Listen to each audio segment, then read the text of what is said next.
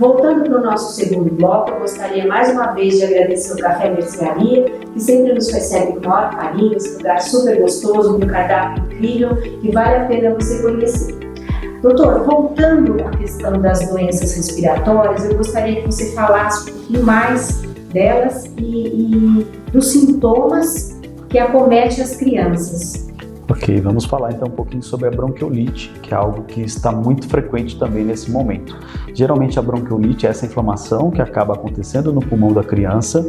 O vírus sincicial respiratório é o principal causador e a criança ela vai começar ali com um quadro de tosse, vai começar com uma dificuldade até para respirar. Em casos em que ela vai evoluindo, ela pode apresentar uma respiração um pouco mais acelerada. A gente fala do batimento de asa de nariz, que é quando o nariz começa a fazer uns movimentinhos. Isso significa que a criança está com dificuldade respiratória. A criança pode começar a ter tosse, coriza, e é momento de ficar em estado de alerta justamente quando perceber que essa criança está com a respiração um pouquinho mais ofegante. Por quê? A evolução da bronquiolite, a criança ela começa a dessaturar, que a gente fala. A criança ela começa a ter dificuldade para oxigenar o organismo. A saturação, quando ela começa a cair abaixo de 94, 92, é momento de ficar em estado de alerta e procurar um atendimento médico. Não esperar, né, doutor? Não esperar, justamente porque acaba sendo necessário internação numa UTI, justamente pela evolução do quadro. Então, quanto antes procurar, melhor. No adulto, a gripe hoje causada pela influenza A, que é o principal agente que nós estamos observando na prática, ela vai dar sintomatologia de tosse, ela vai gerar febre, ela vai gerar prostração. O adulto ele pode também apresentar uma opressão torácica, uma dificuldade para respirar, a saturação ela também pode cair. Então, quando começa a observar sintomas um pouco mais intensos, também é momento de procurar uma avaliação para evitar a evolução para SRAG, que a gente está vivendo também hoje, um aumento exponencial dos casos de SRAG. Agora, atualmente, em São Luís do Maranhão, precisou-se criar um hospital de campanha justamente pelo aumento de casos dessa complicação respiratória, que é quando o vírus ele começa a causar sintomas mais intensos, principalmente a questão da falta de ar. A dispneia fica intensa, a pessoa ela vai ficando com o pulmão todo acometido e é necessário internação. E a faixa etária das crianças menores de 2 anos e aqueles adultos maiores de 60 anos são os que mais estão sofrendo, são os que mais estão precisando de internação, são os que mais estão precisando irem para a UTI e que estão evoluindo a óbito. E a vacina, mais uma vez, vem justamente nessa importância. A vacina ela vai fazer com que os sintomas eles sejam minimizados, o tempo da doença seja minimizado e as complicações elas não existam. A vacina também tem essa importância.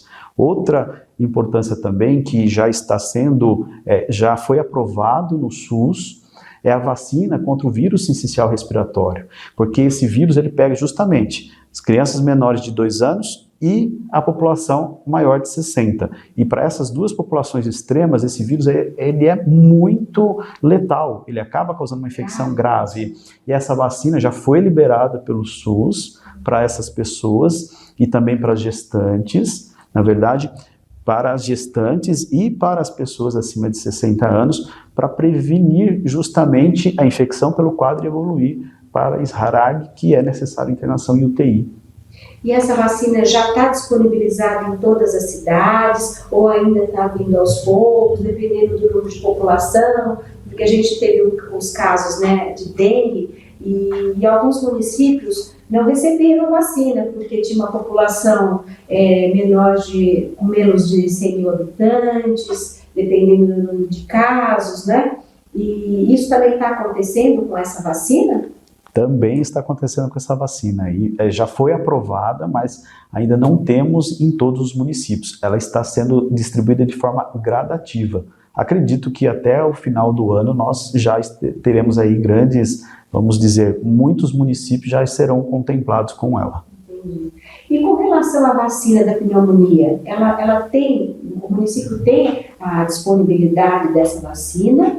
E qual é a faixa etária que pode tomar essa vacina? A Pneumo 10, ela está liberada, é a vacina que está porque presente no... Não é muito divulgado, né, a Pneumo 10? Não é muito divulgado. Não é divulgado. Infelizmente, ela também traz grande proteção. A Pneumo 10, ela é necessária para as crianças em 3 doses e também os adultos acima de 60 também podem tomá-la. Por quê? Ela acaba prevenindo principalmente o quadro de pneumonia. Nesse momento em que nós estamos passando, pessoas com doenças crônicas também devem fazer uso dela. Pessoas que têm asma, pessoas que têm DPLC, pessoas que têm a pneumopatia, é necessário fazer uso da Pneumo 10. Não é tão divulgado, mas tem no SUS, tem no município, é ofertado, basta procurar as unidades de saúde para poder que seja feita essa vacinação. E precisa vir com algum encaminhamento para tomar, ou basta ter a idade? Você sabe qual que é essa rotina? Necessariamente não. Quem tem alguma pneumopatia e tem alguma comorbidade, alguma doença crônica, sim, precisa pegar a cartinha lá, a orientação com o seu médico para que seja feito. Mas quem se encontra na faixa etária, principalmente as crianças menores e os adultos acima de 60 anos, podem procurar que é feito sim a vacinação, sem necessidade de ter uma cartinha de encaminhamento. Entendi. E a validade dessa vacina? É uma vacina que não precisa ser tomada todo ano? Ou precisa? Qual é a validade? Qual é o tempo que a pessoa precisa estar reforçando? Existe um reforço ou não? Como funciona a vacina? Não há necessidade de reforço depois de tomar. Uma vez que toma, não há necessidade. Depois de um período de 10 anos, geralmente algumas vacinas elas são necessárias serem feitas, mas até o momento não há necessidade. Feita a vacinação, você acaba ficando protegido e, na verdade, a faixa etária que mais nos preocupa é acima dos 60 anos e também pessoas que têm alguma comorbidade, principalmente alguma pneumopatia relacionada a bronquite, a asma, DPLC, que podem evoluir para quadros mais graves.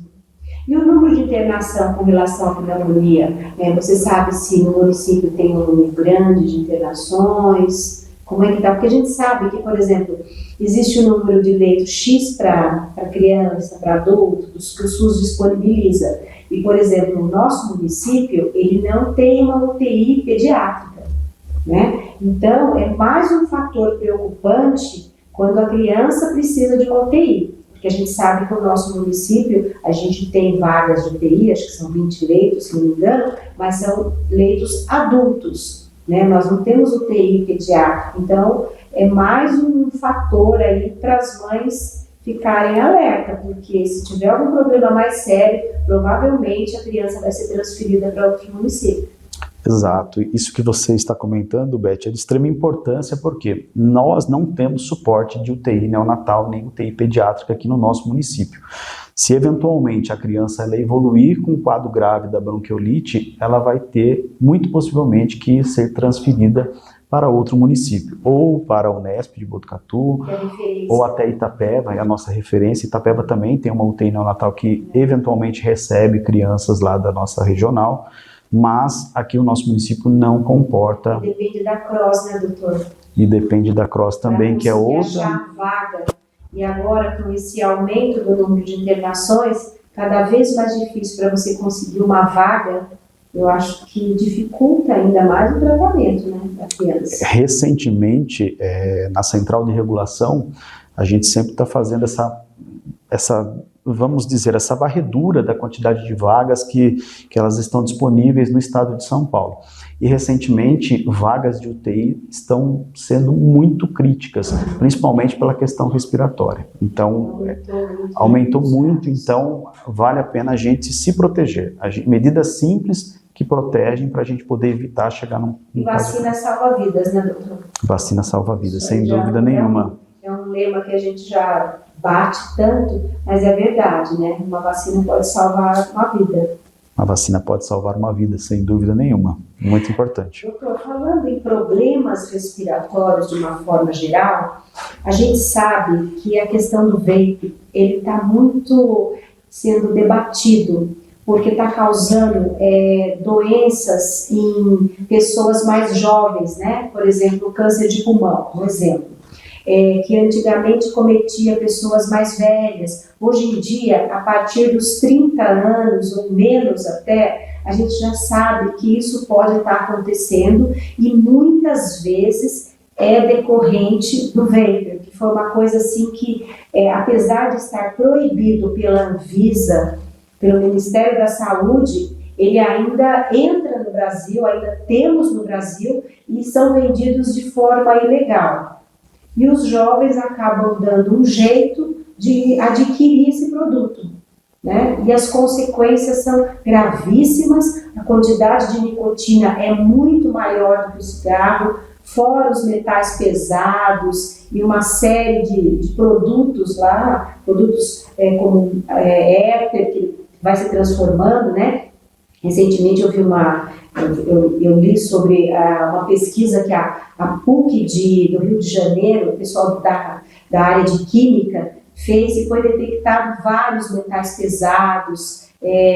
Então, assim, isso é um produto que está sendo usado de forma perigosa. E eu gostaria que você comentasse das consequências disso, né, e do prejuízo que isso traz para a saúde dos jovens ou dos adultos que usam muito esse produto. Perfeito. É muito importante a gente tocar nesse assunto nesse momento também, Beth, por quê? Eu, como membro da Comissão de Tabagismo da Sociedade Brasileira de Pneumologia e Fisiologia, a gente tem essa grande preocupação. Por quê? O vapor, ele, na verdade, teve um aumento aí, quase quadriplicou nesses últimos 4 anos o consumo do uso de vapor, principalmente entre os adolescentes na faixa etária dos 15 aos 24 anos. Isso é muito preocupante. Por quê? Nós tínhamos até 4, 5 anos atrás, mais ou menos aí em torno de 500 mil pessoas consumindo ele. Hoje já passa de 2,5 milhões. E a faixa etária, em torno de 70% são adolescentes, são jovens. Então chama muito a atenção. Por quê? Como você muito bem colocou, ali não é apenas vapor, não é apenas vapor da água, como muitos pensam. Existem alguns mitos entre as pessoas que consomem, achando que é menos prejudicial do que o cigarro comum. E não é. Os aditivos, como você mesmo colocou, a questão da nicotina, acredita-se que em alguns produtos, uma cápsula que é colocada ali para ser feito o uso do vapor, ela possa conter algo em torno da quantidade de nicotina que é presente em 2 maços de cigarros, ou seja, 40 cigarros, quantidade de 40 cigarros de nicotina presente naquele vapor. E o vapor, ele atrai jovens por quê? Hoje a gente está na 4ª geração do vapor.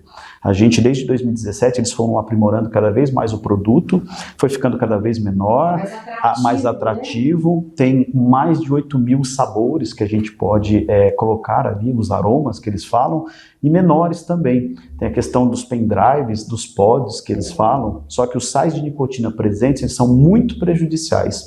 E o pior de tudo, nós vivemos esse momento dessa grande expansão de consumo, fora as doenças que o cigarro eletrônico ele causa. Nós temos a questão da EVALI, que é uma doença específica de quem consome o cigarro eletrônico. Essa doença é uma inflamação que acaba acometendo os pulmões, a pessoa ela vai ter tosse, ela vai ter dor no tórax, a pessoa ela vai ter a falta de ar, em alguns casos em que ela já tem uma predisposição, pode evoluir até a óbito. Então é uma doença grave que é causada pelo uso do cigarro eletrônico. No Brasil já foi identificado alguns casos, já foram registrados alguns casos dessa doença e, como você também bem colocou, desde 2009 é proibido, a Anvisa proibiu, na verdade, a divulgação, a importação e a venda, mas infelizmente nós encontramos em qualquer lugar. Compra de forma ilegal, né? Porque ainda tem gente vendendo, e o que atrai muitos jovens é a questão, às vezes, do sabor gostoso, o cheirinho,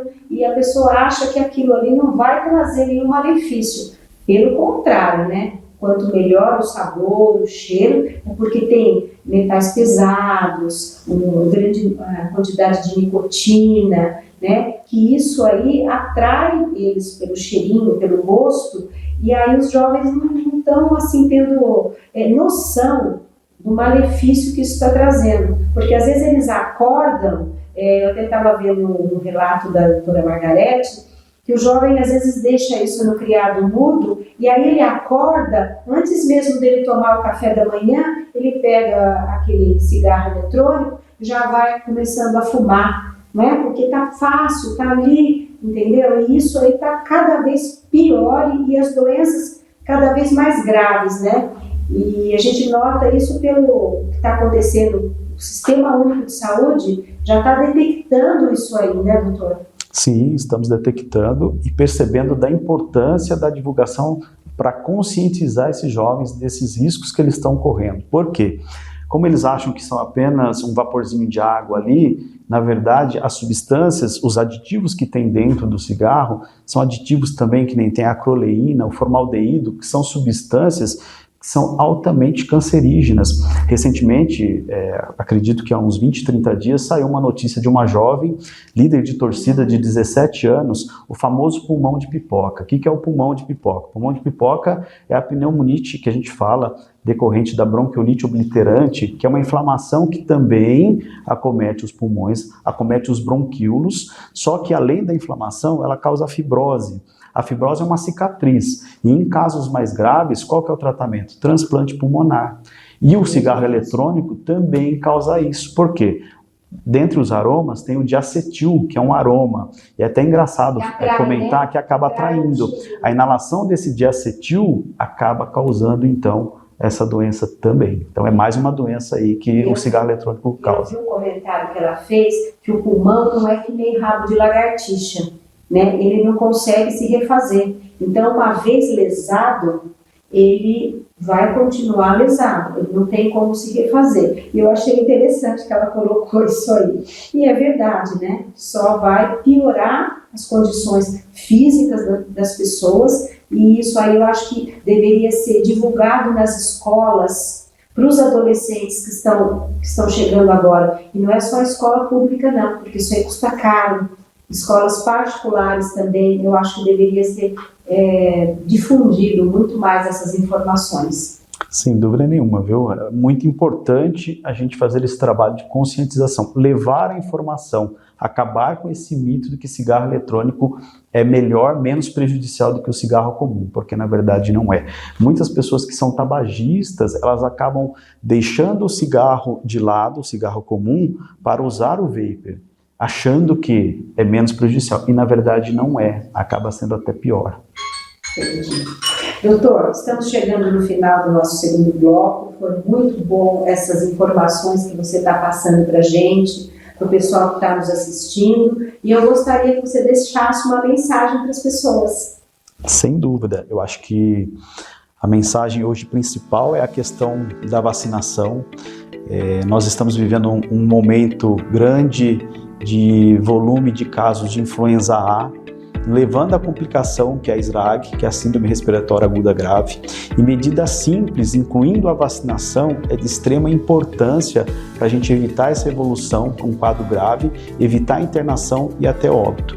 A vacina ela já foi liberada para todas as faixas etárias a partir dos 6 meses de idade, então procure a sua unidade de saúde mais próximo da sua residência, veja se tem sala de vacina e se vacine contra a gripe que está em alta nesse momento. Então isso é muito necessário, isso salva vidas. Em relação ao cigarro eletrônico, o uso do vapor, é muito importante você que está nos assistindo hoje conscientizar e levar essa informação, porque ainda existem muitos mitos em torno do cigarro eletrônico, porém as doenças que ele está causando são doenças graves e nós precisamos nos conscientizar então dessas escolhas que a gente faz para não ter um problema muito maior de saúde lá na frente. Doutor, muito obrigada. Eu gostaria de agradecer mais uma vez por tantas informações aí importantes para os nossos ouvintes, das pessoas que estão nos assistindo. E, mais uma vez, muito obrigada e até a próxima.